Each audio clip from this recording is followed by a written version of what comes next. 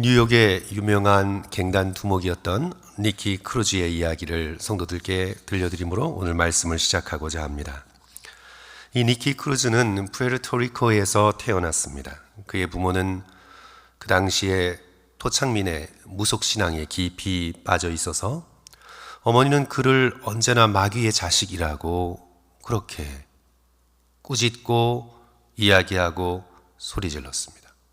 어머니가 자녀를 향해 이런 말을 할 수 있다는 것이 놀랍습니다. 그래서 그는 어렸을 때부터 전혀 부모의 사랑을 느끼지 못했고 아버지의 폭력을 견디면서 방황하며 불우한 청소년기를 보냈습니다. 15살이 되자 가출을 했습니다. 뉴욕으로 갔습니다. 마우마우스라는 악명 높은 갱단에 들어갔습니다. 거기서 싸움과 폭력과 마약과 심지어 살인까지 관여하여 결국 그 악명 높은 갱단의 두목이 됩니다. 뉴욕의 뒷골목을 완전히 장악하여 사람들에게 공포의 대상이 됩니다. 그런데 이제 1958년에 펜실베니아 시골 출신 젊은 목사인 데이빗 윌커슨이 기도하는 가운데 뉴욕으로 가서 방황하는 이들을 돌보라는 예수 그리스도의 거역할 수 없는 음성을 듣고 순종하여 뉴욕시로 올라갑니다.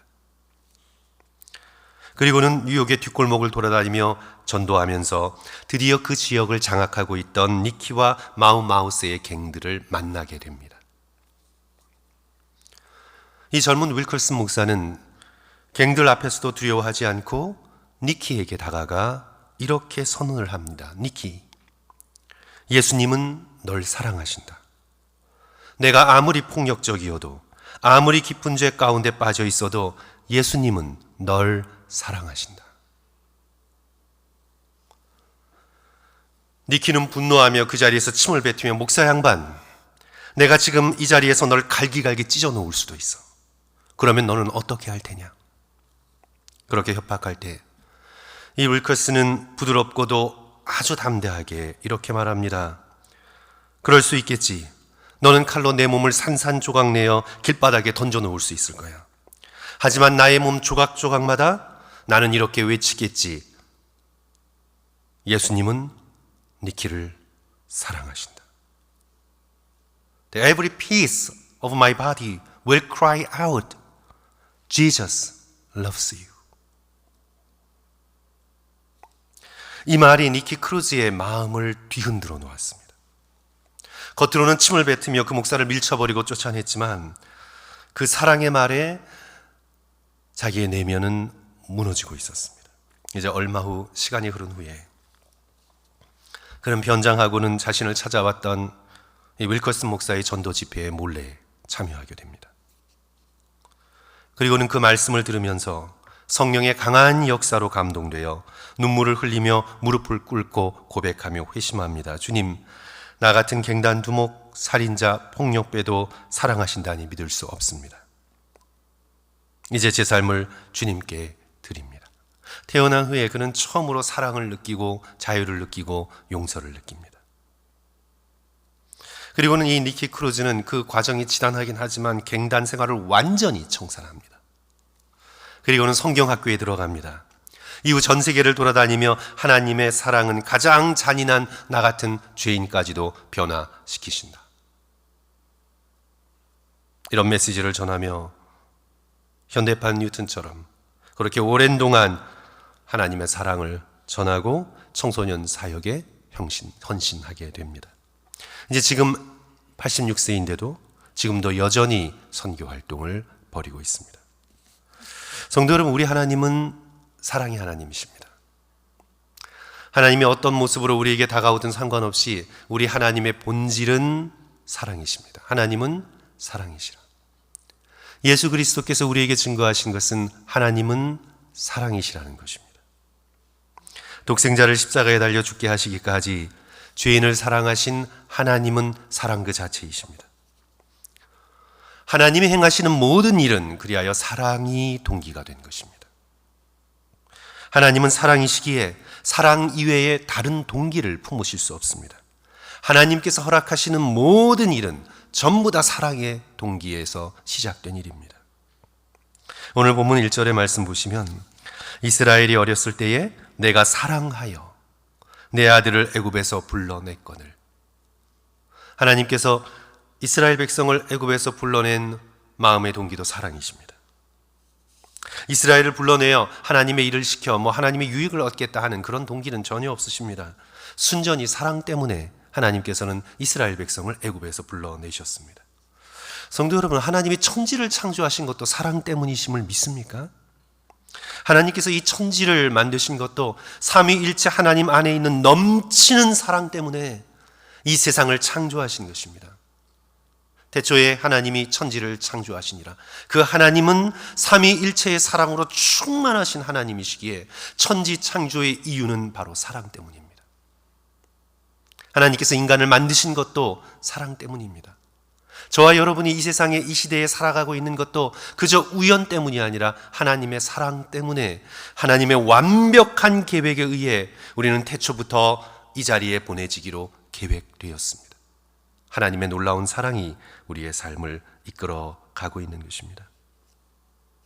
아담과 하와가 범죄하여 에덴 동산에서 쫓아내신 것도 사랑 때문입니다. 그들이 진심으로 회개하지 않고 죄된 상태에서 생명나무에 접근하여 그것을 먹을 수 있었다면 그들은 사탄처럼 될 것이 아니겠습니까? 하나님께서 하얀 검으로 막으신 것도 아담과 하와를 위한 사랑 때문입니다.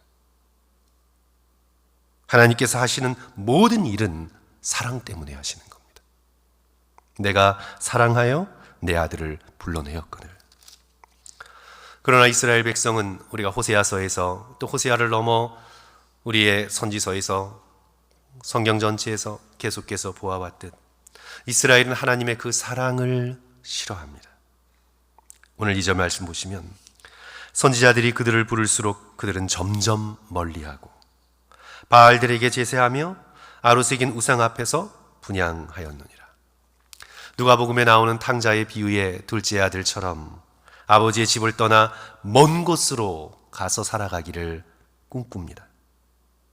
모든 것을 다 아버지에게서 받았음에도 불구하고 마치 그 아버지의 것이 자기 것이냐 되는 양 자신의 권리를 주장하며 허랑방탕하게 아버지의 집을 떠나 먼 곳에서 살아가는 것을 좋아합니다. 당장 눈에 보기 좋은 화려한 아로새긴 우상 앞에서 그들의 마음을 바치며 우상을 섬깁니다. 그럼에도 하나님께서는 즉시 벌하지 않으셨습니다. 아담아 내가 정령 죽으리라 말씀하시면서도 900년의 세월을 허락하셨던 것처럼 우리 하나님은 사랑 가운데 오래 참으시는 분이라 하나님께서 즉시 벌하지 않으시고 오래 참으심으로 이스라엘을 말씀으로 가르치시고 끊임없이 듣든지 아니 듣든지 선지자를 보내시고 오늘 이 본문 말씀에서 부모가 어린 아이를 가르치듯 그렇게 사랑의 줄로 이스라엘 백성들을 가르쳐 오셨습니다. 4절 말씀이죠. 내가 사람의 줄 곧 사랑의 줄로 그들을 이끌었고 그들에게 대하여 그 목에서 멍에를 벗기는 자같이 되었으며 그들 앞에서 먹을 것을 두었노라. 이렇게 하나님으로부터 모든 것을 다 받아 누리면서도 이스라엘 백성은 하나님께로 돌아가는 마음을 가지지 못합니다. 5절 말씀 그들은 애굽 땅으로 되돌아가지 못하겠거늘 내게 돌아오기를 싫어하니 아수르 사람이 그 임금이 될 것이라. 위기 속에서도 애굽의 도움을 청할까? 애굽이 우리 편이 될까? 어떻게 애굽의 환심을 사서 이 위기를 넘어갈 수 있을까? 그렇게 고민하지 자신의 온 마음을 다해 우상을 버리고 여호와 하나님께로 일심으로 돌아오기를 거절합니다. 결국 자신이 사람 사이를 왔다 갔다 선택한 대로 그렇게 사람을 좋아하고 세상을 좋아하고 제국을 좋아하고 이 세상의 질서를 좋아한 대로 그들은 아수르 사람들의 지배를 받게 됩니다.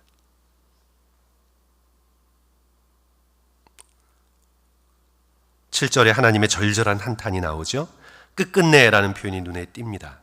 성도 여러분, 우리 7절 말씀 함께 읽었으면 좋겠습니다. 내 백성이, 우리 같이 읽습니다. 시작. 내 백성이 끝끝내 내게서 물러가나니 비록 그들을 불러 위에 계신 이에게로 돌아오라 할지라도 일어나는 자가 하나도 없도다. 선지자를 보내셔서 하나님께로 돌아오라고 외쳐도 그 부름에 응답하여 일어서는 자가 하나도 없도다. 그들은 끝끝내 물러섭니다. 하나님의 부르심에 응답하지 않습니다. 성도 여러분, 이런 과정 속에서 우리가 생각하는 이 하나님의 거룩한 사랑의 드라마의 결론은 희극일까요? 비극일까요? 비극일 수밖에 없죠. 우리가 이런 스토리 속에서는 끊임없이 응답도 하지 않은 이스라엘 백성을 향해 하나님의 이 사랑의 스토리는 끝끝내 응답하지 않는 영원한 침묵 가운데 비극으로 끝날 가능성이 인간적으로 볼 때 훨씬 더 큽니다. 이런 이스라엘에게 하나님께서 어떻게 반응하십니까? 말씀드린 것처럼 우리 하나님은 사랑 외에 다른 것이 되실 수 없기에 하나님께서는 사랑을 선택하십니다. 8절의 말씀을 통해, 그 이하의 말씀을 통해, 그리고 우리가 보게 되는 십자가의 그 놀라운 사랑을 통해 하나님께서는 애타는 사랑의 고통을 우리에게 증거해 주십니다. 이것이 8절 말씀이죠. 8절 말씀을 읽으시면서 성도 여러분, 내가 어찌라는 이런 한탄의 하나님의 깊은 사랑의 마음을 표시하는 이 표현이 얼마나 자주 나오는지 성도 여러분 한번 생각해 보십시오. 우리 8절 말씀도 우리 다 같이 한 번 더 읽었으면 좋겠습니다. 에브라임이여, 같이 읽습니다. 시작. 에브라임이여, 내가 어찌 너를 놓겠느냐? 이스라엘이여, 내가 어찌 너를 버리겠느냐? 내가 어찌 너를 아드마같이 놓겠느냐? 어찌 너를 스보임같이 두겠느냐? 내 마음이 내 속에서 돌이키어 나의 긍휼이 온전히 불붙듯 하도다. 이스라엘을 버리지 못하시는 안타까운 사랑의 아픔을 토로하고 계시는 하나님의 마음을 우리는 보게 됩니다. 성도 여러분, 비극적이지만 이렇게 주변을 좀 돌아보시면 간혹 자식이 집을 나가 몇 년 동안 돌아오지 않고 심지어는 몇십 년 동안 돌아오지 않는 그런 안타까운 가정들을 주변 돌아보면 한두 가정씩 그렇게 볼 수 있습니다. 주변에선 그런 속 썩이는 자식을 잊으라고, 그런 자식 그냥 잊어버리라고 그렇게 말하지만 성도 여러분, 정작 부모는 잊을 수 없습니다. 친구들은 잊고 심지어 형제 자매들은 잊어도 부모는 잊을 수 없습니다. 자기 생명보다 귀한 자녀이기에 부모는 그 본성에 있어서 자녀를 잊을 수 없습니다. 우리가 부르는 찬송가 어서 돌아오의 가사처럼 밤마다 문 열어놓고 돌아오기만을 기다릴 수밖에 없습니다. 이것이 인간적인 부모의 마음입니다. 우리 하나님은 세상 부모의 마음과 비교할 수 없는, 비교도 할 수 없는 더 크고도 넓은 사랑을 품고 계시기에 이렇게 하나님의 부르심에 대하여 응답할 줄 모르고 부를수록 더 끝없이 멀어져만 가는 이스라엘 백성을 향해 8절에서 내가 어찌 너를 보내겠느냐, 내가 어찌 너를 버리겠느냐. 하나님께서는 세상 어느 누구의 어떤 부모도 할 수 없는 놀라운 일을 행하십니다. 직접 인간의 몸을 입고 오셔서 예수 그리스도를 통해 죄인된 우리 한 사람 한 사람을 찾아오십니다. 집단으로 찾아오시는 것이 아니라 우리 한 사람 한 사람의 마음을 두드리시며 하나님께서는 우리를 친히 인간이 되셔서 찾아오십니다. 모든 인간은 살아계신 하나님의 찾아오심에 마주하게 됩니다. 지극히 거룩하신 성자 예수 그리스도의 몸에 아담 이후로 켜켜이 쌓아온 인간의 온갖 죄악을 친히 담당시키시면서 십자가에서 대신 우리가 죽어야 할 영원한 죽음을 죽으시면서 포기할 수 없는 사랑으로 예수 그리스도께서는 오늘 저와 여러분 한 사람 한 사람을 찾아오십니다. 이 포기할 수 없는 사랑에 사탄도 놀라 입을 닫을 정도로 온 천지가 울리는 크고 놀라운 일을 십자가에서 행하셨습니다. 그리고 하나님은 사랑이기에 이 사랑으로 온 세상을 놀래키시며 바다보다도 더 깊고 하늘보다도 더 넓은 그 놀라운 사랑으로 우리를 충격에 몰아넣습니다. 하나님은 사랑이시기에 우리에게 행하는 모든 일은 사랑이 동기가 된 일입니다. 저와 여러분의 인생 가운데 일어나는 모든 일은 하나님의 이 사랑에서 하나도 벗어날 수 없습니다. 하나님은 우리를 지극히 사랑하셔서 우리에게 일어나는 모든 일을 허락하십니다. 그 모든 일을 통해 가장 중요한 것, 우리의 마음을 얻고자 하십니다. 하나님은 우리의 마음을 얻고자 하십니다. 하나님은 우리의 마음을 얻고자 그 깊으신 사랑 가운데 우리에게 일어나는 모든 일들을 하나님께서는 허락하십니다. 그 속에서는 하나님의 적극적인 뜻도 있겠고 하나님께서 허용하시는 뜻도 있겠습니다. 하나님의 사랑의 음성도 있겠고 하나님께서 고통 속에서 우리를 부르시는 그런 음성도 있습니다. 하나님은 모든 일들 속에서 사랑 가운데 우리의 마음을 얻고자 하십니다. 성도 여러분, 호세아서는 사랑의 이야기입니다. 우리 호세아서 1장부터 우리 14장의 말씀까지 쭉 읽다 보면 이 남편 호세아의 마음을 빌려 하나님께서는 신랑된 하나님의 마음, 그리고 오늘 본문에서는 부모된 그런 사랑의 마음을 우리들에게 증거하고 계시죠. 고멜이 그 사랑을 피해 멀리 멀리 떠나갔으나 하나님은 포기하지 않고 쫓아오셔서 당신의 그 깊은 사랑의 마음을 알리십니다. 십자가의 놀라운 사랑이 우리를 쫓아옵니다. 그래서 이 호세아서는 십자가의 그 놀라운 사랑을 우리에게 증거하고 있는 그런 놀라운 구약의 예언서죠.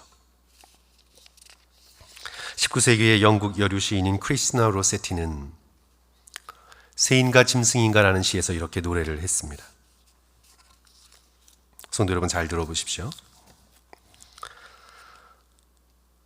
아담과 이브를 뒤따라 날아가다 문이 닫혔을 때 주저앉아 슬퍼하던 새가 있었던가.